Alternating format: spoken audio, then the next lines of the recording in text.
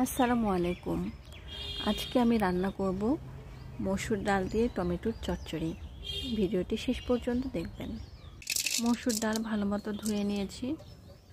এরপরে 2টা তেজপাতা, একটা দারুচিনি, একটা সাদা এলাচ, একটা লবঙ্গ, 4-5টা কাঁচামরিচ, কিছু পেঁয়াজ কলি, টমেটো কুচি দিয়ে এরপরে একটু আদা রসুন বাটা, স্বাদমতো লবণ, 5 ফোড়ন গুঁড়া, হালকা একটু গুঁড়া মরিচ, হলুদ গুঁড়া দিয়ে এরপরে সরিষার তেল দিয়ে ভালো মতো হাত দিয়ে মেখে নেব।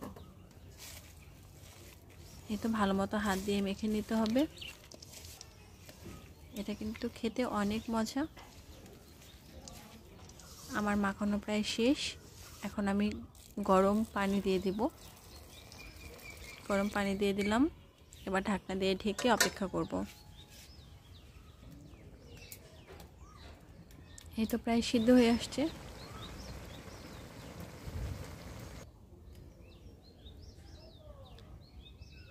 Almost done. এই তো দেখেন কতটা লোভনীয়।